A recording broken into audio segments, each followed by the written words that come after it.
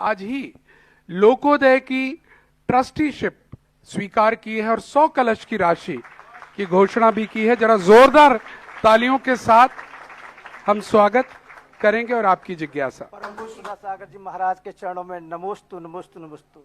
परम पूज्य गंभीर सागर महाराज के चरणों में इच्छामि इच्छामि। महाराज, मेरा प्रश्न दान से है। गुरुवर, मेरे दादाजी ने मुझसे एक दिन कहा कुछ दान कराकर। मैंने मेरे पास इतनी सामर्थ्य नहीं है। उन्होंने कहा 1 रुपये का दान कर।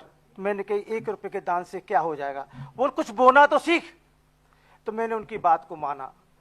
बोले जैसे प्रतिदिन आप भोजन करते हो, व्यापार करते हो, पानी पीते हो, उसी प्रकार प्रतिदिन दान करना चाहिए। तो मेरा प्रश्न है महाराज जी, मनुष्य के जीवन में दान का कितना महत्व और कितनी महिमा है, इसका विस्तार से बताएं। आज जो कुछ भी तुम्हारे पास है ये सब दान की ही फसल है।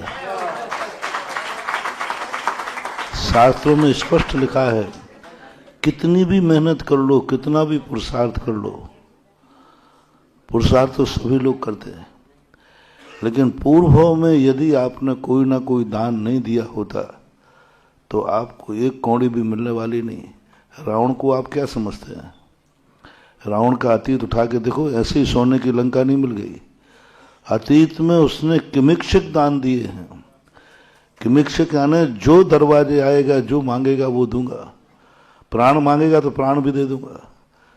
ऐसे किमिक्षक दान कई दिनों तक दिया है, तब वो सोने की लंका मिली। आज जितने भी अमीर हैं ये नियम से पूर्व भव के दान के बीज का ही फल है। इस संबंध में हम पूज्य आचार्य महाराज का एक संस्मरण सुनाए देते कि एक गरीब आदमी, बहुत जैसे तुम्हारे पिताजी ने कहा ना कि 1 रुपया दो, आचार्य से सामने एक बहुत गरीब व्यक्ति, बहुत जिसके कुछ भी खाने को नहीं था, बस यही सोच रहा था कि बस मरना है हमें, और पूरे परिवार ने सुसाइड करने की सोच ली, क्योंकि कुछ खाने को है ही नहीं, कोई नौकरी नहीं, मजदूरी कुछ नहीं, सब तरफ से हताश हो गए। वो आकर के हम लोगों के पास आए, हम उस समय बहुत क्षुल्लक थे, तो महाराज आए, बोले महाराज जी हमारी ऐसी दशा है। तो हम लोगों ने आचार्य उन्होंने कहा कि देखो आचार्य से डरना नहीं, सब अच्छी तरह बता देना, नहीं तो आचार्य से टालने में बहुत माहिर हैं। हम लोगों ने उसको पढ़ा दिया। उन्होंने कहा देखो आचार्य से कहेंगे तो अच्छे से बोलना, डरना नहीं, पूरी बता देना जो कमियां हैं। कहते ना हमारे पास कुछ भी खाने को नहीं है, रहने को नहीं है, कुछ नहीं है, अच्छे से बोलना, अच्छे से। आचार्य से नियम से कुछ ना कुछ उपाय बताएंगे। हम लोग बिल्कुल अभी नए नए दीक्षित ही थे, तो उसको बहुत अच्छी तरह पढ़ा लिखा कर आचार्य के पास ले गए। और हम लोगों ने सुना था कि आचार्य से किसी को आशीर्वाद देते नहीं और कोई भी धन दौलत का देते नहीं। हमने कि आज देखते हैं कैसे नहीं देते, इतने कठोर तो नहीं हो सकते। तो उसको आगे करके बैठा दिया, सब बता दूं आचार्य से को। आचार्य से उसकी कथा सुनकर आंखें डबडबाई थोड़ी उनकी। अच्छा ऐसी हालत है महाराज जी, बिल्कुल यही हालत है कि अब जिंदा रहने लायक भी स्थिति नहीं है। हमने कहा बस अब कोई ना कोई मंत्र निकलने वाला है, लक्ष्मी यंत्र, कोई आशीर्वाद देंगे, पीछे उठाएंगे कि लो मेरा आशीर्वाद है, सब ठीक हो जाएगा, मरो मत। तो वो तो कुछ बोले नहीं। फिर वहाँ बहुत सारे सेठ लोग बैठे थे, तो हमने सोचा सेठ लोगों से कह देंगे भैया इसको थोड़ा थोड़ा करके दे दो। दूसरा प्रश्न हमने ये सोचा था कि आचार्य से या तो आशीर्वाद देंगे, कोई मंत्र दे देंगे, और या किसी से सबसे थोड़ा थोड़ा पैसा दिला देंगे। आचार्य से 2-3 बार अच्छा ये हालत है, ये हालत है। आचार्य जी को बिल्कुल अंदर से द्रवीभूत हो गए। फिर बोले धीरे से देखो ऐसा करो, देखो ऐसा करना, थोड़ा थोड़ा दान देना शुरू करो। और मैंने कि मर गए, देवी फिर दिनों की मारी, पंडा कहें सीधो लाओ। यहाँ वो आया तो सहायता के लिए है, और उससे कह दिया दान। हम लोगों का, अब नए नए लोग थे, अब लौकिक शिक्षा में पढ़े हुए थे। मैंने कहा ये साधुता तो ठीक नहीं। आखिर किससे कह रहे दान के, जिसको खाने को नहीं है उसको हम इशारा करें, कहते कि नहीं हमारे पास कुछ भी नहीं है, वो भी पट्टा क्या, अरे जी, अरे मरेगा अब ये, वैसे ही मर रहा है जी, और कह दिया कि जी, और हम लोग इशारा कर रहे, कह रहे साहब हमारे पास कुछ भी नहीं है। अच्छा नहीं, देखो जितना हो थोड़ा देना, जितना तुम्हारे पास आवे उसमें से कुछ ना कुछ दान देना शुरू करो, सब ठीक हो जाएगा। और उसने नमस्ते किया और उठ गया। और बाहर फिर हम लोग गए कि तूने जी कैसे कह दिया है, क्या है तेरे पास? बोले गुरु ने कहा है तो अब जो भी दिन भर में आएगा मिलेगा वो दान दूंगा। मैंने कहा जा, तुम्हारे कुछ नहीं होना, फैल हो गया, सब योजना फैल ही कर दी तुमने। वो व्यक्ति मान के चला गया। जाते ही उसको थोड़ा थोड़ा काम मिलना शुरू हो गया, और वो जो भी कमाता था उसमें से 10% दान दे देता था। 10%, जैसे मान लो 100 रुपये आए, 10 रुपया दान में देने लगा। 6 महीने बाद वो आया, हम लोग मुक्तागिरी का विहार कर रहे थे, 81 की बात है, 80 की बात है, 80 की। और उस समय वहां जाकर के वो एक गांव वहां आया, वही परिवार था, व्यक्ति था।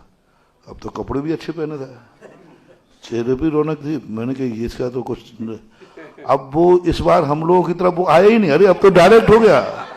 अरे मैंने कहा ये तो, और पहले दिन हम लोगों को, पहले हमें ले गया, हम लोगों को ले गया, हम लोग क्षमा सारी सब लोग गए थे साथ में उसके। मैंने कहा आज तो ये देख ही नहीं रहा इधर, अब तो डायरेक्ट पहुंच हुई ना उसकी।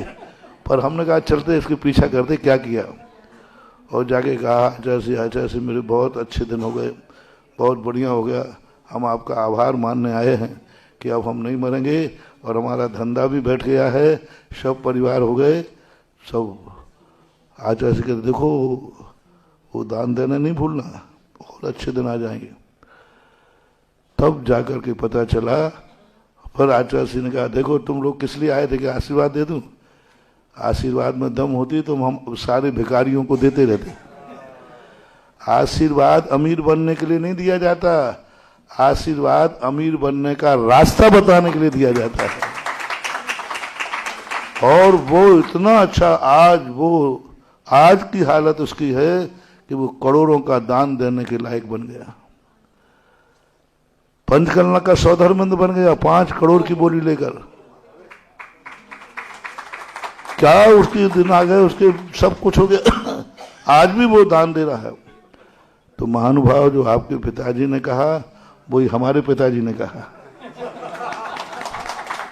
हमारे पिताजी गुरुजी ने कहा, बिना दान के कभी अमीर हो नहीं सकता।